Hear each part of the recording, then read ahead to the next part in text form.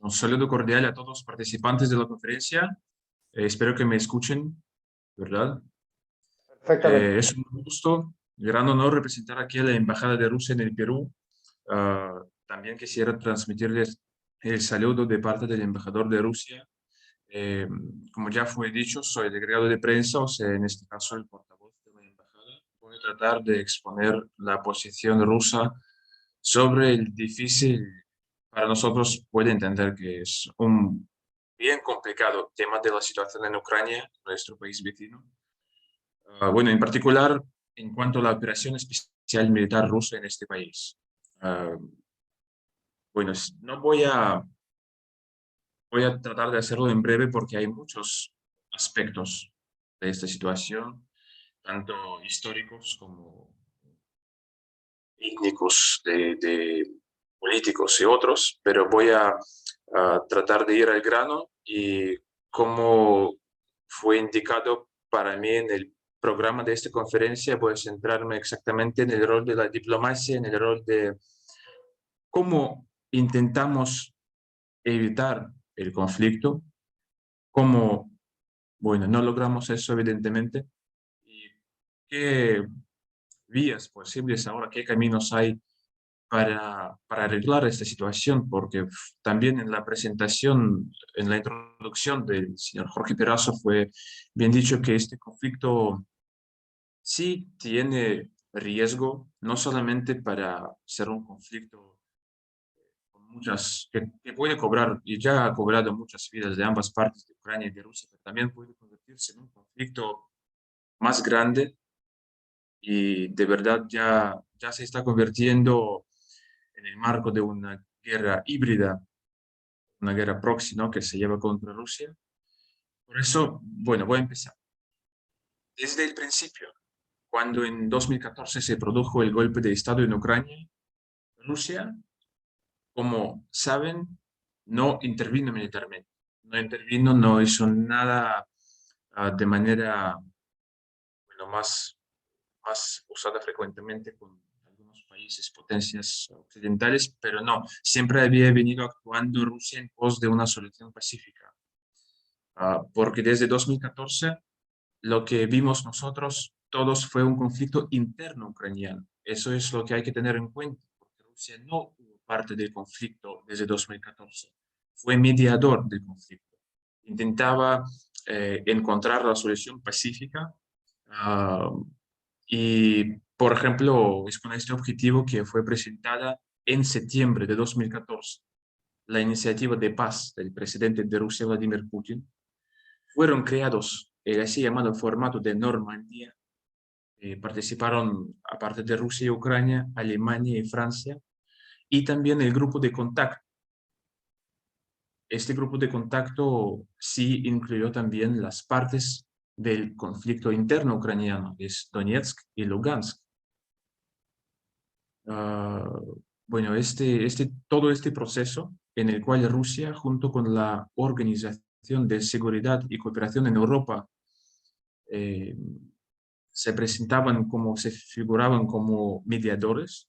En el marco de este proceso diplomático de paz, se firmaron los así llamados acuerdos de Minsk, apoyados por la ONU, por la resolución, si no me equivoco, 2202 del Consejo de Seguridad de la ONU. Todos los países lo apoyaron, toda la comunidad internacional lo apoyó, pero durante 8 años no se cumplió, no se cumplía. El núcleo de estos acuerdos aparte de muchos puntos, muchas disposiciones de esos acuerdos, lo principal fue, y lo primero fue el diálogo directo entre las partes del conflicto. Siempre es el núcleo de la diplomacia, ¿no? El diálogo. Deben sentarse a la mesa y hablar. ¿Quién debía hacerlo? Kiev, Donetsk y Lugansk, las partes del conflicto interno ucraniano. No obstante, Kiev, la capital, las autoridades que llegaron fruto del golpe de Estado en 2014 en Kiev, no han puesto en práctica ninguna disposición de los acuerdos de Minsk, decidiendo optar por una solución militar de su problema interno, el problema en Donbass. Y lo que es importante destacar aquí es que durante todo este tiempo, durante los 8 años, Rusia, actuando como mediador del conflicto, tratando de encontrar solución pacífica, sí reconocía la soberanía ucraniana sobre Donetsk y Lugansk. Lo que tratábamos de empujar fue este mismo proceso de negociación, el proceso que tenía como objetivo una autonomía de esas regiones, una cosa que ahora, en el marco del conflicto militar, parece, parece fácil, ¿no? ¿Por qué no? ¿Por qué no sentarse a hablar? ¿Por qué optar por una solución militar? Pero eso fue una opción que decidió tomar Kiev, el gobierno de Kiev, y se puede, analizando los eventos, la evolución de los eventos, se puede ahora determinar que no fue por casualidad, fue exactamente porque las autoridades en Kiev fueron empujados para esta solución militar. Por ejemplo, ah, según el mismo Pentágono, según el mismo Washington, sus datos abiertos, desde 2014 hasta finales de 2021, Estados Unidos suministró la ayuda militar a Ucrania por un monto de 2.500 millones de dólares. Ahora es mucho más, pero este impulso militar, el flujo de armamento, todo eso impulsaba a Kiev a optar por una solución militar. ¿Por qué no? ¿Por qué no usar armas? Por eso en Donbass, lamentablemente, en este periodo de 8 años, perdieron la vida más de 13.000 ciudadanos. Esta cifra es de ambas partes, pero eh, esta, esta cifra no es unas 13.000 personas, es una cifra que muestra claramente que la guerra no empezó hace 2 meses, hace 3 meses. La guerra empezó en 2014 y su apogeo fue exactamente esos 2 años, 2014-2015, cuando Kiev decidió empezar la operación antiterrorista contra estas regiones. Bueno, usando todo lo que tenían, usando armas pesadas contra la población civil. Ahora no hemos organizado ninguna presentación de los imágenes y todo eso. Bueno, de verdad, no quería y no quiero, no lo comparto en muchas ocasiones con la prensa peruana, por ejemplo, porque son imágenes fuertes, son crímenes documentados durante este tiempo y están siendo investigados por Rusia, y eso es uno de los objetivos de la operación militar de Rusia en Ucrania: llevar a justicia a los que decidieron usar armas pesadas contra la población civil. Al mismo tiempo, otra cosa importante es que Ucrania empezó a renunciar a su estatus neutral. Bueno, efectivamente lo renunció ya. Es que al disolverse la Unión Soviética, al fragmentarse la Unión Soviética, Ucrania como país independiente eh, asumió ciertos compromisos. Sí preservó todos los territorios con la población rusa que, que se otorgaron a Ucrania durante la Unión Soviética, pero con ciertos compromisos. Uno de los compromisos que asumió Ucrania como país independiente fue estatus neutral, no nuclear y no alineado, pero sin consultas públicas, sin consultarse con la población. eh, las autoridades ucranianas revisaron este estatus. En 2020, en particular, la OTAN otorgó a Ucrania un estatus de así llamado socio de oportunidades mejoradas.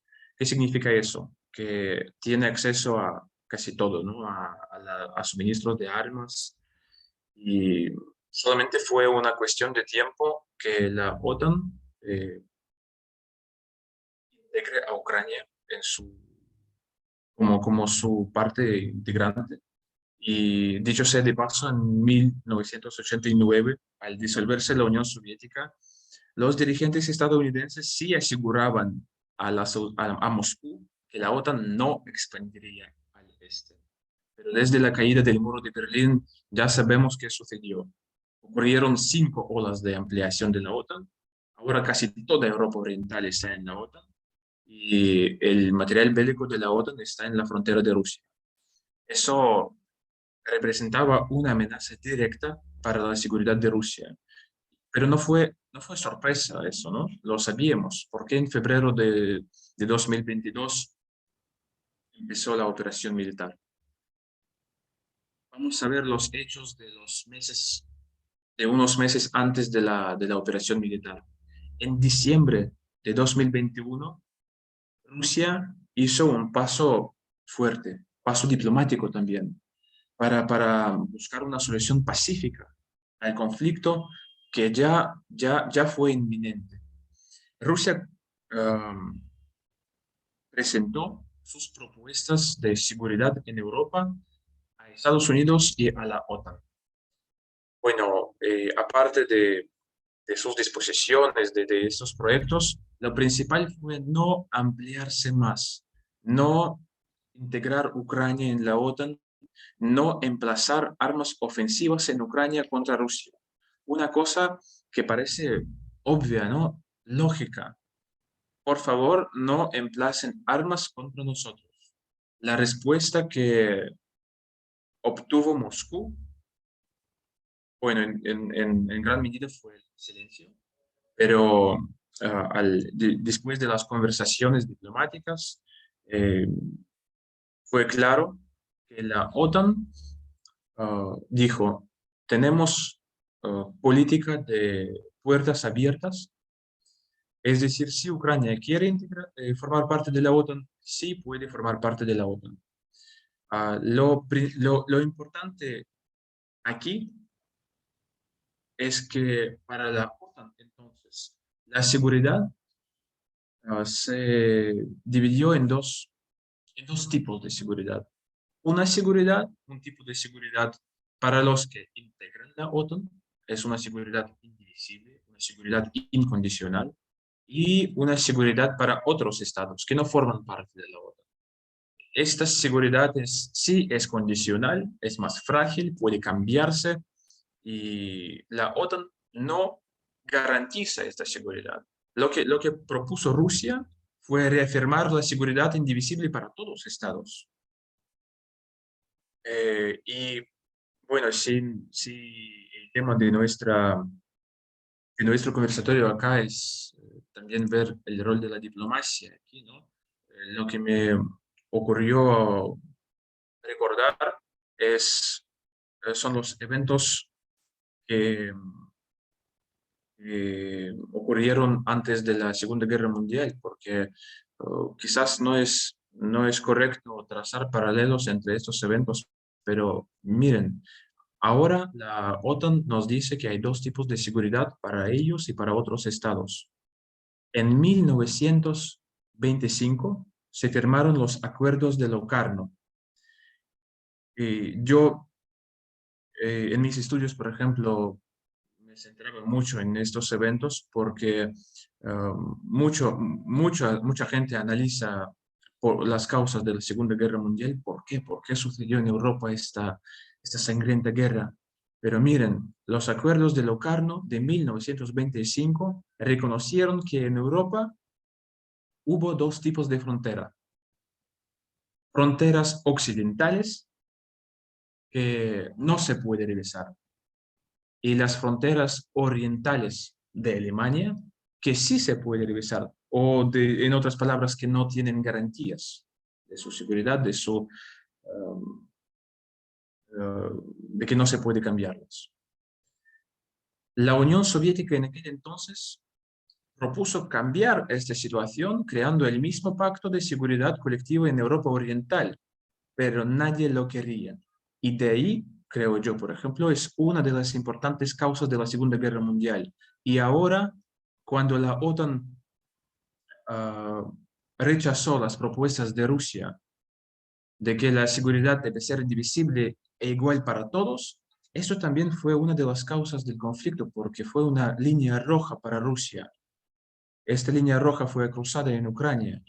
Si la OTAN hubiera integrado Ucrania en su composición, en sus filas, esto fuera una amenaza para Rusia que no se podía soportar. Bueno, en este contexto, Rusia el pasado 21 de febrero decidió reconocer las repúblicas de Donetsk y Lugansk. Firmó con ellos tratados de amistad y asistencia mutua. Y bueno, volviendo al tema de la diplomacia y del derecho internacional, que debemos tener en cuenta siempre cuando analizamos esos eventos, ¿no?, de actualidad.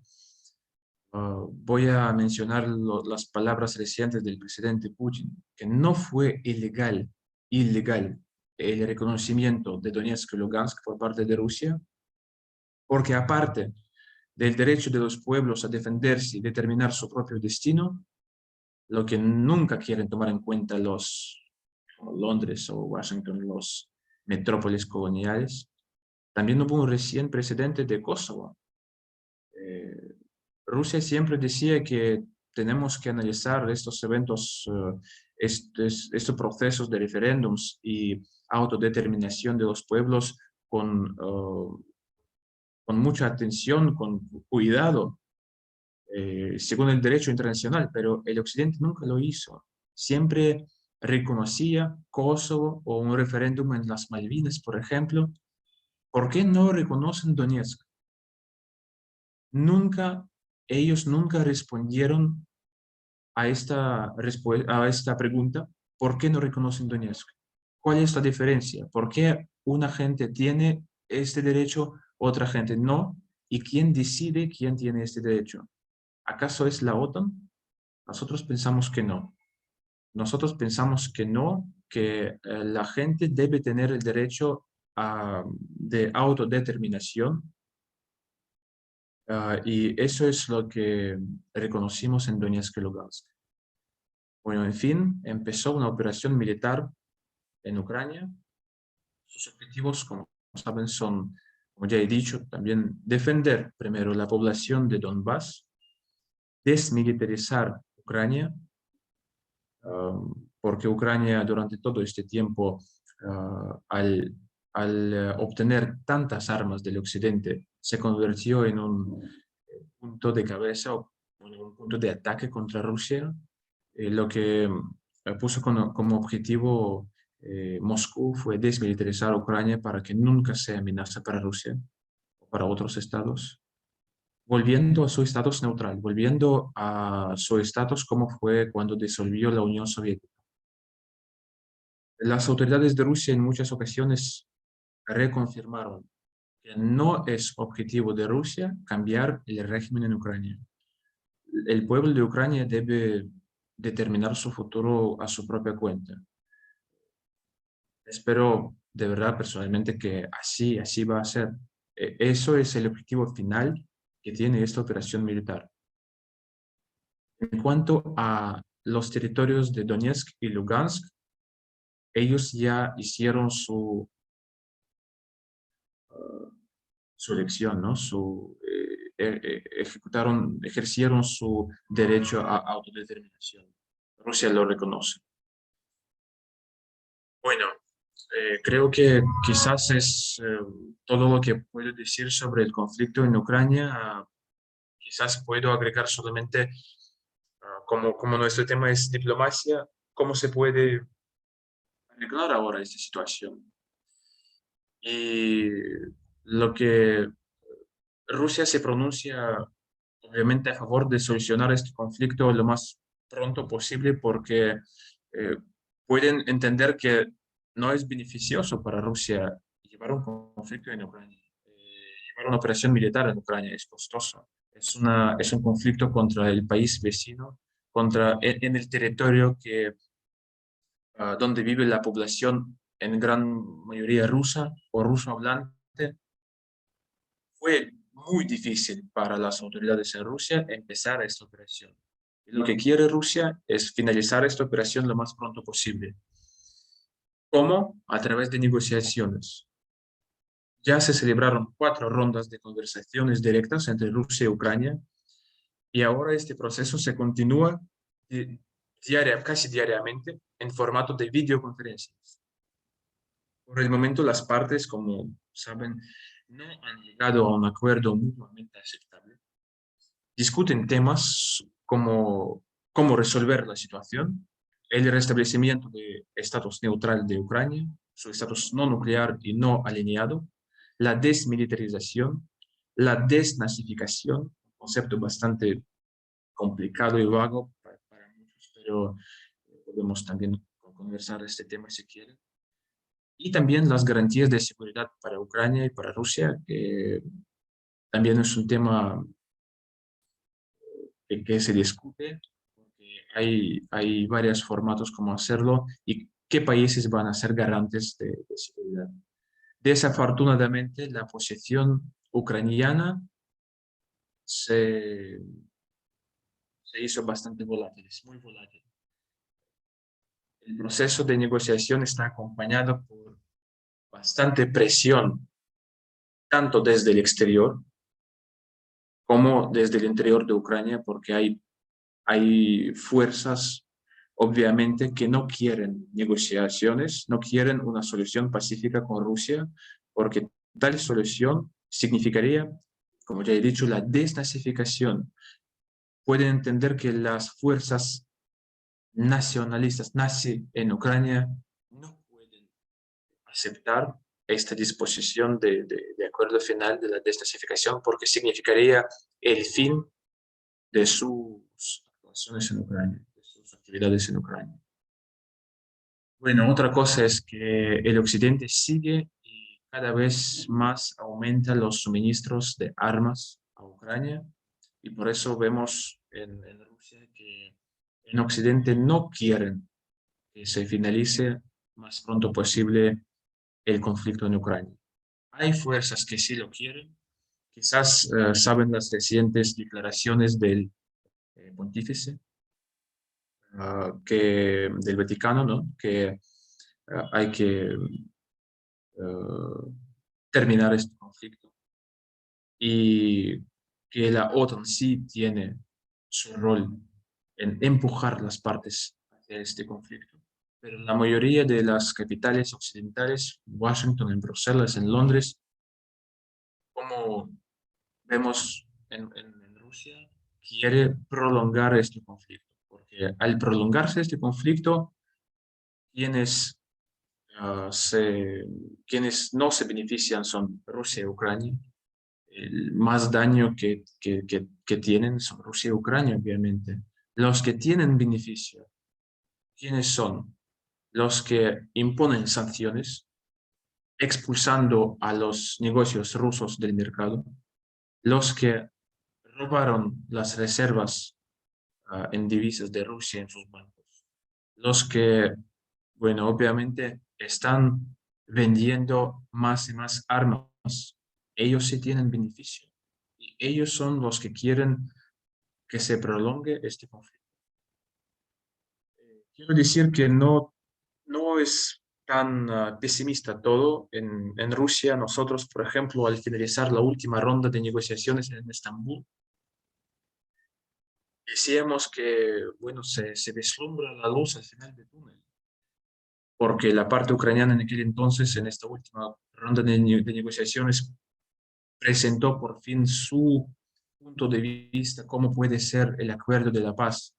Pero lamentablemente, ahora se rechazan a este acuerdo que ellos mismos propusieron, quizás por la presión exterior, pero como ya he dicho, las negociaciones se continúan y esperamos que ambas partes que especialmente nosotros sí ya pronunciamos muy firmemente sobre nuestros objetivos. Esperamos que la parte ucraniana manifieste una postura constructiva y una propuesta de cómo puede ser este acuerdo de paz. Bueno, esperamos que esto esto concluya en una paz, un status quo que sea, eh, reconozca los intereses de todas las partes, que sea duradero, esta paz duradera. Bueno, sobre todo aquí pensamos en la población rusa de Donbass, porque ellos son los que sufrieron más que todos. Bueno, creo que es todo de mi intervención. Si tienen preguntas, espero que voy a poder responderlos